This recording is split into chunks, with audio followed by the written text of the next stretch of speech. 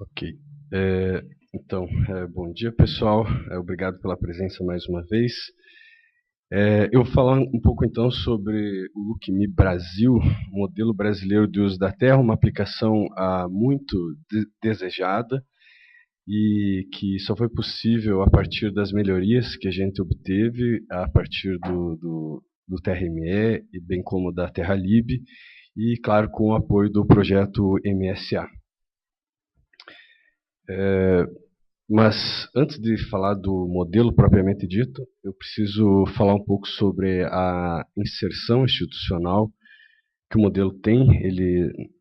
Na prática, ele tem o objetivo, a finalidade de representar feedbacks bidirecionais entre os sistemas socioeconômicos e biofísicos. Portanto, ele funciona dentro de um arcabouço de modelagem maior, onde a gente tem procurado fazer a integração desse modelo com modelos tipicamente atuantes na escala global, como os modelos econômicos, que têm a vocação, né, de representar variáveis de macroescala, como o crescimento econômico, o crescimento demográfico, os avanços tecnológicos, que tem uma implicação direta sobre a quantidade de mudança, a demanda, né, que a gente costuma resumir.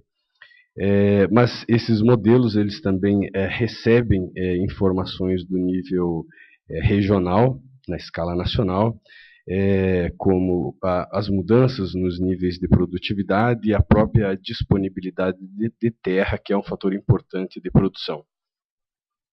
Mas algumas dessas variáveis importantes, elas não podem ser produzidas internamente dentro do Lookme Brasil.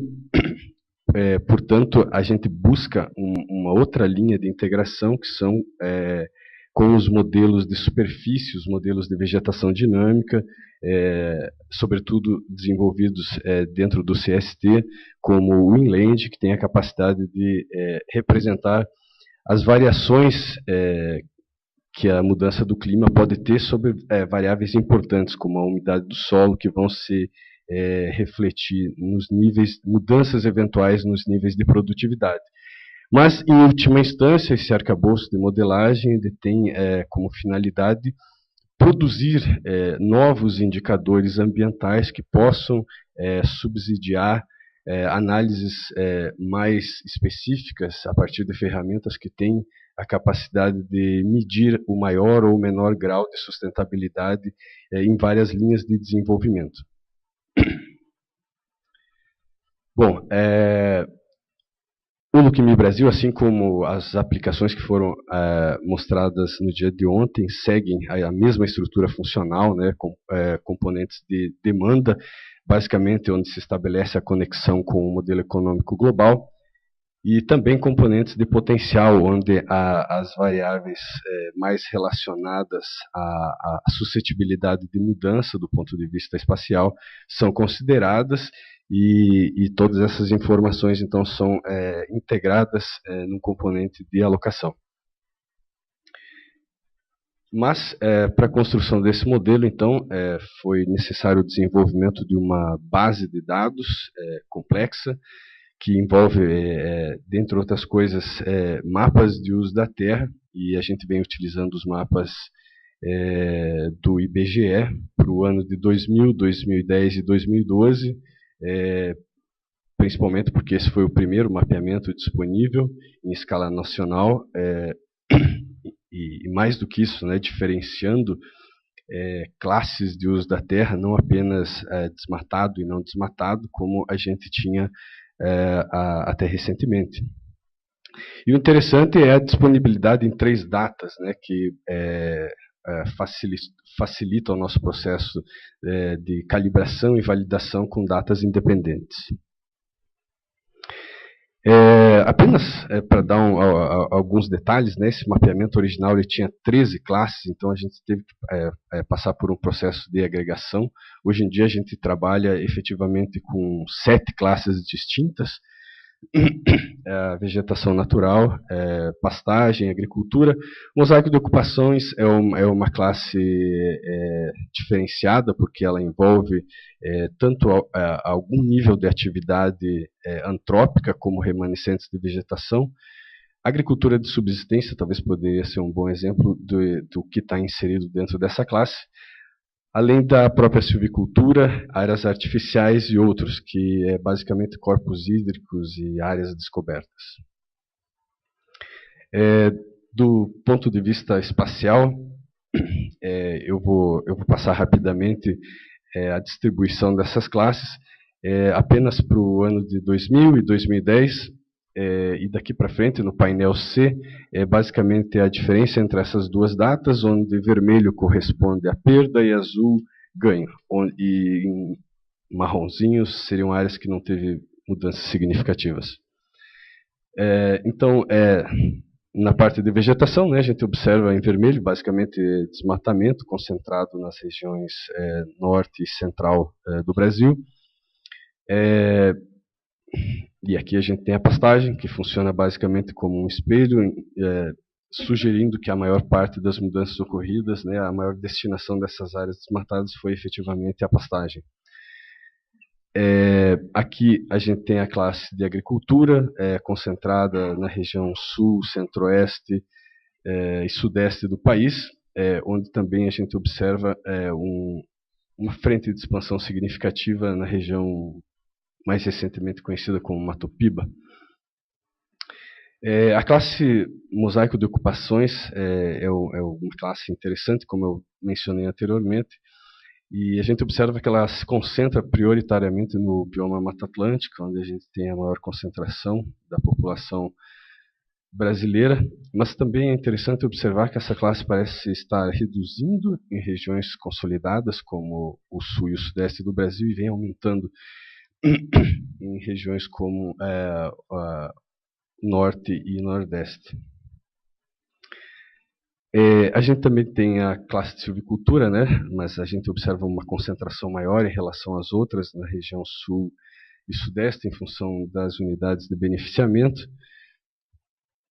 E as áreas artificiais são uma das classes mais importantes, mas espacialmente mudanças significativas não podem ser observadas nessa escala.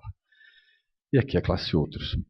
Bom, mas mais do que classes de uso da terra, né, como a gente discutiu ao longo do dia de ontem, a gente precisa considerar aqueles fatores que podem, de alguma forma, explicar os padrões observados e principalmente as tendências de trajetórias futuras, né? Então, se a gente tomar como exemplo a agricultura, por exemplo, nesse mapa, no painel A, a gente tem as áreas onde existem débitos florestais do ponto de vista legal. E as áreas em tons esverdeados, no painel B, seriam áreas legalmente disponíveis para expansão. Então, alguém poderia imaginar que provavelmente a expansão agrícola no Brasil vai se concentrar nessas áreas. Mas suponhamos que algum de vocês tenham uma bela propriedade na região do Tocantins, por exemplo. Isso não significa que toda essa área efetivamente poderia ser utilizada, né? Ela pode eventualmente ter algumas limitações do ponto de vista agronômico, portanto a gente tem que considerar uma série de variáveis que refletem o potencial agrícola dessa região, como a umidade do solo ou a declividade, por exemplo. Mas mesmo que essa propriedade tenha características agronômicas adequadas para a expansão agrícola, ela pode ser inviável do ponto de vista econômico por estar simplesmente muito distante das unidades de beneficiamento ou de comercialização ou mesmo das próprias vias de acesso. Então, o custo de produção poderia ser maior do que a eventual receita dessas atividades e ela seria inviável do ponto de vista econômico. Então, a gente tem que considerar, né, variáveis que capturam de alguma forma essa relação, como distância a portos ou rodovias pavimentadas ou não pavimentadas, além das unidades de beneficiamento. Mas mesmo, né, que você tenha uma situação de uma área legalmente disponível, viável do ponto de vista agronômico e econômico, ela pode estar sob um regime de uso especial na forma de áreas protegidas, né, unidades de conservação, terras indígenas, áreas militares, e, portanto, precisam ser desconsideradas. Então, a gente tem uma outra categoria, que seriam as áreas restritas, né, e todas as que compõem, todas as áreas especiais, né. Essa tabela resume basicamente todas as variáveis que são consideradas no Look Me Brasil. Eu não tenho o número exato, mas acho que a gente deve estar falando de pelo menos umas 40, e elas estão organizadas em diferentes categorias legais, agronômica, econômica, da própria estrutura agrária, né, que é um fator importante, e as áreas restritas, como eu comentei anteriormente. Atualmente, o Look Me Brasil ele está numa fase de calibração e validação, uma fase final, e eu trouxe só um exemplo, já que eu estava falando da classe agricultura. Esse é um exemplo da área observada, à esquerda, e a área simulada para 2010, na mesma classe, no ano de 2010, e as variáveis que estão sendo consideradas. Então, esse processo consiste basicamente no teste, né, de diferentes conjuntos de variáveis, no ajuste dos parâmetros de calibração, para reduzir efeitos como esse que a gente está observando, né, um espalhamento maior do que efetivamente foi observado nesse período. Bom, mas qual a finalidade de desenvolver esse tipo de modelo, né? O Look Me Brasil ele tem uma vocação institucional, que é de integrar o uso da terra dentro de modelos do sistema terrestre, como o BESM, por exemplo, através do inland, que é o esquema de superfície que pode ser utilizado dentro do modelo do sistema terrestre. O Look Me Brasil também tem uma vocação à pesquisa, já que a ideia é que ele sirva de base para estudos mais refinados, desenvolvidos em escalas regionais ou ainda subregionais, e na prática ele já vem sendo utilizado em alguns projetos em andamento. Um exemplo seria na área de serviços ecossistêmicos, no projeto temático Sustainable Gas Pathways, que é financiado pela FAPESP, em parceria com a NERC, a Agência de Financiamento Britânica. Ele também vem sendo utilizado no campo dos ciclos biogeoquímicos, com recursos do Banco Mundial, no projeto FIP, um foco aqui em carbono, mas como a Luciene apresentou no dia de ontem, também na parte de nitrogênio, dentre outras aplicações. E também no campo da segurança alimentar, um outro projeto temático, o DEVIL, Delivering Food Security on Limited Land, que é financiado pela FAPESP em parceria com o Belmont Forum.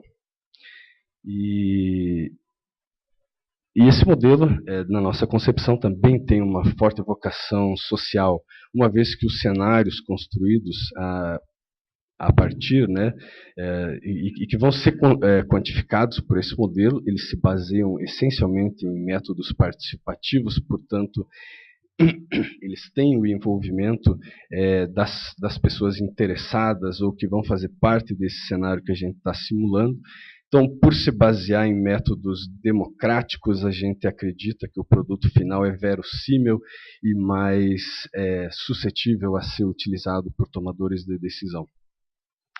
E ele também fornece, né, toda a base de dados do Look Me Brasil é de domínio público, além dos indicadores, né, como eu comentei inicialmente, que podem ser utilizados em ferramentas de avaliação da sustentabilidade, com destaque para o barômetro da sustentabilidade, o painel de sustentabilidade e a pegada ecológica.